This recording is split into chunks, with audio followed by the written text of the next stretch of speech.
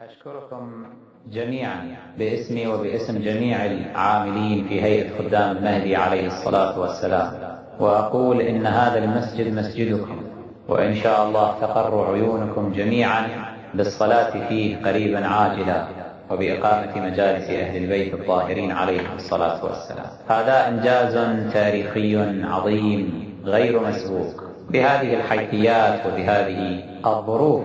لقد أثبتتم أولا وقبل كل شيء وفاءكم لقضية الزهراء صلوات الله عليها ولقضية المحسن الشهيد عليه الصلاة والسلام. أحسب أنه لو كان هذا المشروع غير مرتبط بالزهراء والمحسن لما نال الذي ناله. إنها أرض منظورة إن شاء الله تعالى من قبلها صلوات الله عليها ومطلوبة من قبلها. من هنا نعلن نجاح هذه الحملة بحمد الله تعالى، ونعلن تأسيس مسجد الصدق الثالث المحسن الشهيد صلوات الله عليه. لقد أثبتتم أيضا مدى إخلاصكم لمنهج البراءة، مدى إخلاصكم لمنهج الجهر بالبراءة من أعداء رسولنا وعترته الطاهرة عليهم الصلاة والسلام، وأثبتتم إخلاصكم لمنهج تحرير الإنسان الشيعي، وأثبتتم إخلاصكم واعتقادكم بأن هذا المنهج هو المنهج الواعد الذي يحقق إن شاء الله تعالى العزة لأمة الإسلام، أمة التشيع والرفض للظالمين. وأثبتتم بجدارة أنكم قادرون على صنع ما يعجز عنه الآخرون. ففي غضون أسبوعين فقط، بل أقل من أسبوعين، جمع مبلغ 2,000,000 وشقد تقريبا 400,000 كما يقول الآن الدكتور ماجد. واعلموا جميعا يا من تبرعتم بأني أدعو لكم فردا فردا، وأنا أدعو لكم جميعا إن شاء الله تعالى بقضاء حوائجكم وتسهيل أموركم، أن يرحم الله عز وجل أمواتكم ويفرج عنكم ويبلغكم كل ما تأملون في الدنيا والآخرة، وأن تشملنا جميعا إن شاء الله شفاعة محمد وآل محمد الطاهرين صلوات الله عليهم أجمعين. لا أشك في أنكم في هذه الليلة بالذات قد كسرتم ظهور أعداء أهل البيت، وقد أدخلتم الكآبة والحزن في قلوبهم. هذا المسجد الذي يعد باكورة المساجد التي تحمل هذا المنهج، منهج الولاية والبراء، هذا له شأن عظيم، فتح عظيم، وكأنه كمسجد رسول الله صلى الله عليه وآله الذي أسس ومنه انطلق النور إلى كل العالم. وكما قلنا هذه بداية، ليست طموحاتنا تتوقف عند هذا الحد، طموحاتنا ليس لها حد ولا سقف. يوما ما نراكم إن شاء الله ونصلي جميعا جماعة في مكة المكرمة في المسجد الحرام، وهناك نرفع رايات أهل البيت صلوات الله عليهم، ونحمل معنا رسالة التوحيد الحقيقية، لأن الرسالة التي مع الأسف هي مهيمنة ومسيطرة الآن على الحرمين الشريفين ليست رسالة التوحيد الحقيقي، رسالة الشرك في الواقع، رسالة الكفر، التشبيه، التجسيم، ونسبة الظلم إلى الله تعالى، الرسالة التي تنسب مساوئ الأخلاق ورذائلها إلى رسول الله صلى الله عليه وآله. إنها رسالة عائشة، رسالة السقيفة. هذه الرسالة ستحرق وستتبخر وتولي وتذهب. الآن عصر النور، عصر أهل البيت صلوات الله عليهم، عصر الإسلام الحقيقي، عصر الرفض. نفخر بأننا رافضة كما قال الإمام الصادق عليه الصلاة والسلام، لأنكم رفضتم الباطل وقبلتم الحق، وهم قبلوا الباطل ورفضوا الحق. انتهت الفرصة هنا أيضا لأوجه رسالتين مختصرتين. الرسالة الأولى نوجهها إلى غير الشيعة. أولا نتقدم بالشكر إلى كل من هو غير شيعي وشارك في هذه الحملة وتبرع، ونسأل الله تعالى أن يقوده بذلك إلى الهدى والصلاح ودين الإسلام والتشيع.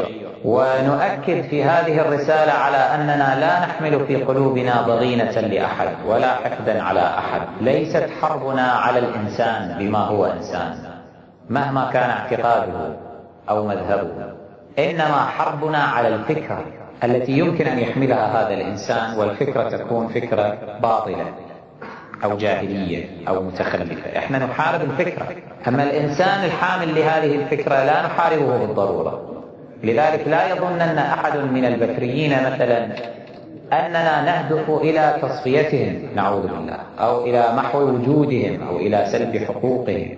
كلا، لقد حتى تعهدنا أيضا لكم بأن لهم أن يأتوا ويصلوا في مسجدنا على الرفع والسعة، ليس لدينا مانع من ذلك، التزاما بقول أمير المؤمنين عليه السلام للخوارج حين قال لهم لكم ألا نمنعكم مساجد الله أن تصلوا فيه، هذا مسجد لله. أما يطالبوننا بالكف عن إسقاط الرموز المنافقة المنحرفة التي آذت رسول الله صلى الله عليه وآله وحرفت دينه، فهذا لا يمكن أن نقبله بتاتا ولو على دمائنا. سنستمر بهذه المنهجية إلى أن تكشف حقيقة هذه الرموز المضلة الإجرامية المنافقة المنحرفة. المشكلة هي في الطائفة الأخرى التي تعتبر أن هجومنا على تلك الرموز هجوم عليها. أنتم عليكم أن تصححوا منهاجكم وطريقة تعاطيكم مع الآخر. نريد أن نتعايش بسلام، لا نريد الظلم لأحد على الإطلاق، ولا نريد سوى أن نتساوى في الحقوق والواجبات في مجتمعاتنا المدنية. أنا وجاري البكري، بل حتى جاري اليهودي أو النصراني ماكو مانع، نتشارك ونتساوى في الحقوق الإنسانية المدنية الضرورية المعتمدة في عالمنا. فهذه دعوة ليس فيها ظلم لأحد، ليس فيها ظلم لأحد، وليس فيها استعداء لأحد. نعم، أعداؤنا هم الذين أمرنا الشارع المقدس بأن نحاربهم، حين قال رسول الله صلى الله عليه وآله كرارا حرب لمن حاربه. احنا نروح نفتش كل شخصية في التاريخ حاربت أهل البيت، نحن حرب الله، نشن عليها الحرب، نعلن عليها الحرب. ما الذي جعلنا نعلن الحرب على عائشة مثلا؟ أنها حاربت أهل البيت. خلاص، أنا سلم لمن سالمكم وحرب لمن حاربكم، إذا لازم نحارب. فنحن نمد إذن يد الخير ويد الإنسانية إلى غيرنا من الطوائف، بغير أن نطالب بالتراجع عن مواقفنا ومبادئنا الشرعية والأخلاقية تجاه بعض الرموز التي افترض بها الخير. هذا واحد، هذه الرسالة. الرسالة الثانية إخواني للفئة التي تنتسب إلى التشيع وقد اجتهدت منذ انطلاقتنا إلى هذه اللحظة في إحباط هذه المسيرة وتعطيلها وإفشالها. هذه الأطراف التي لم ترتاح لنا منذ أيام الكويت، وحقيقة لو تعلمون الكم الهائل من الحروب التي شنت علينا بشراسة وضراوة لكي نتراجع عن هذا المكان، بل الحروب من نفس ما يسمى الداخل الشيعي حتى للقضاء علينا وتصفيته صارت. الله تعالى ببركة أهل البيت عليهم الصلاة والسلام نجانا من براثنه. لا تحسبوا إخواني، كم مرة أنا أكرر لكم هذه المسألة، أنه أنا لما سجنت في الكويت لا تتصورون هذا فقط كان بهندسة وترتيب من المخالفين ومن حكومتهم، كلا اشترك في ذلك ما يسمى بأيادي شيعية، يعني أيادي شيعية شاركت في ذلك. أرادوا إطفاء هذا المكان، أرادوا أن لا تستمر هذه المسيرة، وكثفت هذه الأطراف في الأسبوعين الماضيين على وجه التحديد، كثفت حملاتها بشكل لعله يكون غير مسبوق إلا اللهم ما جرى قبل سنتين أو سنتين ونصف، لما وقعت الضجة المفتعلة من أبناء عائشة أثر الاحتفال المبارك الذي أقمنا. حاولت هذه الأطراف بكل ما تستطيع من إشاعة الأكاذيب والبهتان والفتاوى المزورة والأقاويل والرمي بالتهم الجاهزة والمعلبة، يعني ماكو، أن يصرفوا الناس شيعة أهل البيت عليهم السلام عن الاستجابة لهذا النداء. ما كانوا يتخيلون من الليلة الأولى التبرعات، ما كانوا يتخيلون أنه يمكن للجماهير الشيعية أن تستقبل هذا النداء وتتعاطى معه بهذه الحرارة وبهذه الحماسة، ويسارعون ويبادرون في غضون أيام قلائل إلى جمع هذا المبلغ الضخم غير المسبوق في حملة كهذه، ويكون هذا الأمر ماثلا أمام الأعين وقد تحقق. فجأة اكتشفوا الآن، أنا أدرك الآن ما هو شعورهم، أنا أعرف وتصلني هالأخبار. فجأة اكتشفوا قالوا هذول منين طلع؟ معقولة هذا الاتجاه له مثل هذه الجماهيرية؟ له مثل هذا التأييد؟ له مثل هذا الإقبال؟ معقول؟ ما كانوا يتصورون هذا. فوجئوا، اندهشوا. لذلك البعض منهم، وهذا الأمر الجيد حسب ما وصلني الآن، وصلني أيضا من بعض الأخوة في المكتب وبعض الأخوة الأصدقاء، أن البعض منهم بدأ يراجع حساباته وبدأت بدأ يميل إلى هذا الاتجاه.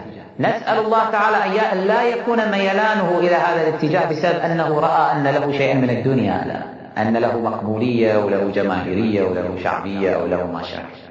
إذا من هالأصناف احنا بصراحة ما نقدر من البداية نقول وفروا على أنفسكم، لكن نقول إن شاء الله أكو صنف رأى أن هذا المنهج، لا، هذا منهج راسخ، منهج في عمق وقلب الأمة الشيعية.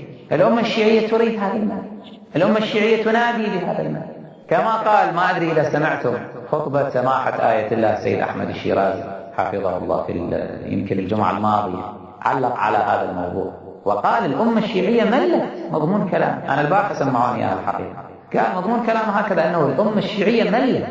قال هذا الأمر الذي وقع لمسجد المحسن عليه السلام، جمع هذا المبلغ بهذا الشكل الاستثنائي الخارق للعادة، يدل على أن الأمة الشيعية ملت من الكتمان، ملت من العمل بالتقية المغلوطة، ملت، تعبت، أرهقت.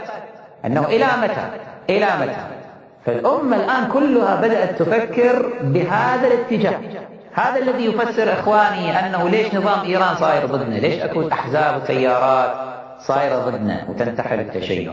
هؤلاء الآن يستشعرون عينا ما يستشعره البكريون باتجاه التشيع. ليش البكريين الآن قنواتهم وأحزابهم ودعاتهم وكهنتهم ضجوا وثاروا على التشيع في هذا العصر؟ ليش؟ لأنه يستشعرون الانحسار، يستشعرون أنهم يوم بعد يوم ينحسرون والتشيع بدأ هو الذي يسود. فلذلك طبيعي أنهم ماذا يكثفون من حملاتهم ضد التشيع، لأنه يجدون أنفسهم في طريق الزوال. الأمة الإسلامية الآن كلها شغلها الشاغل التشيع، أهل البيت، التفكير السائد عند شباب هذه الأمة في العمق البكري، في المدن البكرية، في القرى البكرية، أنه شنو قضية التشيع. الآن المد الشيعي هو الطاغي عليهم. هذا الشغل الشاغل، هذا التفكير الناس الآن، كل الناس قضية التشيع. نفس المعادلة تماما الآن جارية في داخل وسطنا، ما يسمى الوسط الشيعي. واضح أن هنا مدرستان إنجاز التعبير، أو اتجاه يريد البقاء على السياسة القديمة التي لم تسبب لنا إلا الدمار والتراجع والتقهقر والتأخر والذبح وسفك الدماء. وصلتنا إلى شيء سياستهم هذه طوال السنوات، وصلتنا إلى شيء، هاي سياسة الانبطاح أمام الآخر. بالله عليكم إلى ماذا أوصلتنا؟ لا شيء. فهذا الاتجاه يريد استبقاء واستصحاب هذه السياسة وهذا الأسلوب.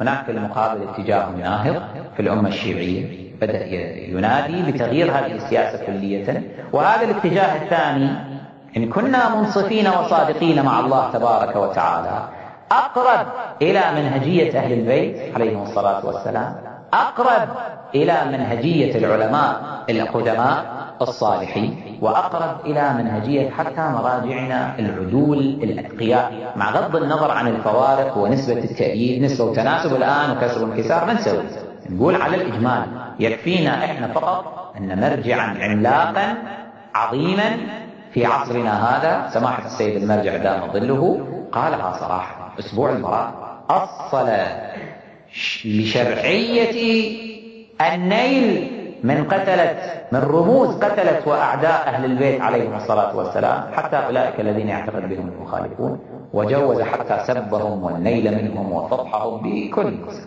من الواضح أن هذه المرجعية العملاقة اصطفت في الصراع الفكري المحتدم الآن بين هاتين أو هذين الخطين، اصطفت مع هذا الخط البرائي الأصيل.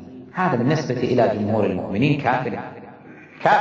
كثير قاومنا في السنين الماضية من أجل أن هذا الاتجاه يتنامى ويكثر عدد من يحملونه ويحملون هذه المنهجية ويطبقونها على أرض الواقع. الحمد لله الآن صراحة أنا شخصيا تقر عيني بأن أرى الآن أكثر من فضائية حتى غير تابعة لنا تحمل الآن هذا المنهج، أكثر من شخصية مالت إلى هذا المنهج وبدأت تمضي على هذا المنهج في التبليغ والدعوة. الرسائل تردنا من كل مكان، وأكثر ما يطمئن ويبشر بالخير أن الرسائل والاتصالات تأتي من الحوزتين الشريفتين في النجف الأشرف وخوم المقدس على مستوى مجتهدين. الآن لا يصح لي أن أصرح بأسماء غيره، لا أراه صوابا لعلهم يحرجون، وبالنتيجة هم ما ذكروا لي حتى أذكر شيئا على العالم، ولكن أقول هكذا وإن شاء الله في المستقبل يبين الثمار على مستوى مجتهدين، أساتذة بحث خارج، أساتذة سطوح عالية، وعموم العلماء والطلبة الموجودين الآن كثيرون بدأوا يفكرون جديا في انتهاك هذا المنهج، واتصلوا بنا وأرسلوا إلينا تأييداتهم ومباركاتهم وأنهم هم معنا على هذا الطريق. وهذا الذي حصل كنموذج وكاختبار للأمة، وهو بالفعل اختبار من الزهراء عليه الصلاة والسلام نجحت فيه الأمة. أستطيع أن أقولها بهذا الكم الهائل. هذا شو تعرفون أنتم الاستبيانات لما يسوون استبيان الآن سؤال الآن يروحون يسوون استبيان مثلا حول الانتخابات أو حول أي شيء من هذا القبيل، يأخذون عينة عشوائية من الناس ويحسبون عليها ماذا؟ الاستبيان هذا أو الاستفتاء. شنو أحسن من هذه العينة؟ لا بالله، الألوف الذين تبرأوا من شرق الأرض وغربها، كل في اتجاه، كل من أصل معين، كل من شعب معين، كل من مدينة مختلفة عن الآخر، فيهم المتشيعون، فيهم أصلا حديثو العهد بالإسلام والتشيع. هذا أكبر استبيان يبين أن المستقبل الشيعي في العالم الشيعي هو لهذا الخط. على محمد وآل محمد.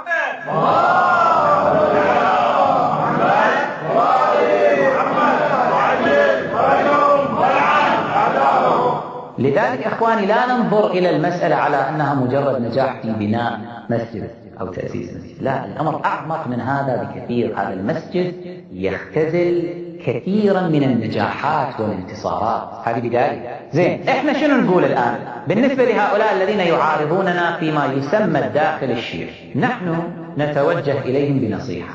إحنا نعرف أن هؤلاء أصناف، فيهم من ينتمي للعالم الثاني وهؤلاء محترمون مقدرون عندنا، فيهم من ينتمي للعالم الثالث، من ينتمي للعالم الرابع، وهؤلاء ليسوا بمحترمين. إحنا إذا استطعنا أن نهدي أي واحد من هؤلاء الذين ينتمون لهذه العوالم فهذا لا شك مكسب عظيم. الذين عارضوا أصناف، فيهم من عارض وهو بالفعل بتري، بالفعل يحمل عقيدة ملوثة بترية، مو عقيدة أهل البيت عليهم الصلاة والسلام. خلط بين الحق والباطل، بين الولاية لأهل البيت وبين الولاية لأعدائهم، ويريد إماتة البراءة، أو لا سمح الله يريد أن يبتدع شيئا في ديننا وفي مذهبنا كبدعة الفلسفة والعرفان الباطل التي أوصلتهم إلى الشرك بالله، أوصلتهم إلى وحدة الوجود والوجود. هؤلاء على ما نرى معظمهم غير قابلين بصراحة. تجاربنا معهم مريض، خاصة أن وراءهم نظام وقدرات صعب. ليش؟ لأنه إذا واحد منهم ينتقل إلى هذا الاتجاه ويصبح برائيا رافضيا حقيقيا سيخسر الكثير من دنياه، وهؤلاء ليسوا على استعداد لخسارة دنياه. قسم ثاني، أناس دنيويون بشكل بحت. يعني شنو دنيويون بشكل بحت؟ يعني الآن الزمن، الموضة السائدة مع أبو جهل وأبو سفيان يظل يعبد اللات والعزى. صارت الموضة مع رسول الله صلى الله عليه وآله صار مسلم، كثير صاروا هكذا من أصحاب رسول الله. على الموضة منه بعدين اللي انتصر، منه فتح مكة، صاروا وياه، يلا خلاص صرنا. هاي الموضة السائدة. هذول حينما يرون، وقد جرب بعضهم وصددناهم بحمد الله تعالى، لما يرون أنه هذا الاتجاه الرافضي بدأ يتنامى وبدأ يصير له شعبية وجماهيرية والعالم كلها رايحة وراه، يغيرون حساباتهم، يحاولون يتقربون حتى ينالوا شيئا من فتاة الدنيا من وراء. هذول أيضا إحنا شنو من البداية قلنا لا كلام لنا معهم. تبقى صنفان. صنف عاد هذا الاتجاه من باب الحسد وما أكثر بصراحة، وتعرفون كثيرا، يعني لا عقيدتهم ملوثة، لا هم دنيويون، بس سبحان الله حسد، والحسد بين العلماء شيء خلص مشكلة المشاكل. هؤلاء احنا نرجو هدايتهم ان شاء الله، نسأل الله تعالى انه يخلصهم من هذا المرض، من الحسد حالة مرضية ترى، يخلصهم من هالحالة وأنه يأتون إلى هذا النور وإلى هذا المنهج ويعملون على تطبيق مبادئه التي فيها عزة الإنسان المسلم، عزة الإنسان الشيعي. الصنف الآخر، الصنف الثاني الذي ترتجى هدايته، أولئك الذين هم مشوشون، يعني شوش عليهم تجاه هذا المنهج وهذا الخط، لأنه المناوئين أثاروا الكثير من الزوبعات والتهم والأباطيل حول صاحب هذا المنهج وحول هذا المنهج ومن يقف وراء هذا المنهج ومن أين اجوا وين راحوا وإلى آخره، ويكذبون كثيرا في نسبة أمور إلينا لم نقلها، وما زالت الأكاذيب متوالية. ولذلك أنا أرجو من جميع المؤمنين والمؤمنات رجاء أخويا صادقا، أنا أخوكم أتكلم، رجاء على الأقل أنصفوني، لا تنسبوا إلي شيئا لم أقله بلساني ولم يصدر منه بيان رسمي من مكتبي الشخصي. لا تنسبوا إلي شيء. ليش تنسبون إلي أشياء وتبنون عليها؟ لا تسمعون كلام من هذا وذا، كثير أكاذيب أكو عليه. فشوفوا إخواني، كثير من التشويش يقع، كثير من التشويش من أجل الإساءة إليه، تشويش سمعتنا أمام الناس حتى الناس لا تنسجم مع هذه المنهجية. والحمد لله كثير من المؤمنين لا ننكر ذلك، أنهم حققوا وراجعوا واكتشفوا حقيقة الأمور وجاءوا وطلبوا براءة الذمة أو أرسلوا وطلبوا براءة الذمة، وصاروا من أشد المناصرين لهذا المنهج بحمد الله تعالى وببركة وجود مولانا صاحب الأمر عليه الصلاة والسلام. ولكن نحن أيضا ندرك حال أمتنا وحال البشر عموما، ما كل البشر مستعدون للتحقيق وصرف الوقت من أجل أن يراجع يشوف هالمعلومة اللي وصلتها صحيحة 100% أم لا حول هذه الجهة أو تلك. وإلا إذا كل البشر يراجع ويحقق، كل البشر يصيرون أتقى الناس، أصلا كل البشر يصيرون شيعة. هو شنو السبب؟ أنه الآن أكثرية المسلمين ليسوا بشيعة، إنهم ما يتعبون على أنفسهم، البقية يروحون يراجعون ويتعبون على أنفسهم، يحققون، يتأكدون من المعلومات التي تربوا عليها، رايحين مراجعين، شايفين شنو هو التشيع، ما هو منهاج النبي الأعظم صلى الله عليه وآله، شنو منهاج الأئمة الأطهار عليهم السلام، من تكون عائشة. لا، تلقين، وجيل بعد جيل يصعد ويشب عليه الصغير ويهرم عليه الكبير، وتصير قضية خلص متسالم عليها ومسلمات وخلص تنتهي. هذا اللي يصير في وسطنا نفس الشيء. الآن أنا أعلم ملايين يشوفوننا على هذه القنوات الفضائية. أقول هذه فرصة إخوان، الآن خلونا كما يقال شنو يقولون، نفتح صفحة جديدة، لا تستمرون بالإثم، لا تظلموننا. شوفوا الآن هؤلاء اللي موجودين أمامكم واللي تبرعوا، هؤلاء الذين معنا واللي يبكون واللي يتضرعون ويطلبون حوائجهم، ترى هؤلاء من مشارب مختلفة، من اتجاهات مختلفة، من مرجعيات مختلفة، من اتجاهات مختلفة، تيارات وخطوط مختلفة، ولكن كلهم اجتمعنا على محبة فاطمة الزهراء عليه الصلاة والسلام، اجتمعنا على رفع اسم المحسن الشهيد عليه الصلاة والسلام، هذا المنسي المجهول القدر. هذا مو شيء خير، مو شيء جيد. الحمد لله الله جمعنا على الخير. ليش مرة أخرى لازم ندخل فيه؟ ليش بعض الأطراف ما عاجبها هذا الانتصار وبدأت ماذا تتحرك هنا وهناك من أجل تخريب هذه الفرحة؟ لسنا بحاجة. خلي نفتح مثل ما نقول صفحة جديدة وش نقدر نقدر بعضنا بعض. احنا ما نطلب من أحد أن يصادر فكرته، أصلا احنا أهل الفكرة. أنا دائما أقول حتى لجماعتي المقربين، أقول لا تقبلوا مني كلاما بدون ما تشغلون عقولكم وتبحثون فيما وراء أو في ثبوته أو في دليله. هذا الشيء اللي مخلي حسب ما أنا أستشعر قناعة من هم حولي بي، أنه بهالطريقة ما عندي أسلوب التلقين، عندي أصلا أكيف لما واحد يناقش ويروح يمنى ويسرى ويشكل وإلى آخره، أكيف على هذا الشيء. ليش؟ لأنه هذا يمتن ويقوي المبدأ أكثر، خليه واضح، خلي يصير الكل يتعامل بهذه النفسية، هذه الروح الرياضية إن جاء التعامل. نتناقش، هذا الكلام نقوله للبكريين وللبتريين ولأهل الفلسفة الباطلة والعرفان الباطل ولكل الاتجاهات وللمنافسين وللحساد وللكل. خلينا نتناقش، خلينا نتكلم. أما أنت أسلوب اضرب وأهرب، يضرب يشيع تهم وأباطيل ومن هم هؤلاء وهذا منه وهذا شنو كذا، تصغير وتحجيم وجرح ودوران حول الشخصية فقط. هذا ترى بعد ما يوصلكم إلى نتيجة، هذا لن يكون له مستقبل ولا سوق. خلاص الأمة بدأت تعي، بدأت تعرف. فأملنا فقط إن شاء الله كما باركت الزهراء عليه الصلاة والسلام هذا المنهج وأوصلته إلى هذه المرحلة، بعدما لم يكن يحمله إلا شخص واحد على ما أعلم وهو محدثكم، وبعدما صارت تصفيات كثيرة، يعني أنه صارت تصفية للناس اللي يحملونه، وصارت محن كثيرة، سجن واعتقال وغير هذا، وكان هذا المنهج نستطيع أن نقول هكذا وحيدا فريدا ما حد صوبه، الكل ضد، أوصلته الزهراء عليه السلام إلى هذه النجاحات العظيمة الباهرة. أقول إن شاء الله نلتمس من مقام الصديقة الكبرى مولاتنا فاطمة الزهراء عليه الصلاة والسلام أن تشملنا برعايتها في المستقبل من الأيام، فيجتمع جميع المسلمين بل جميع البشر على الكتاب والعترة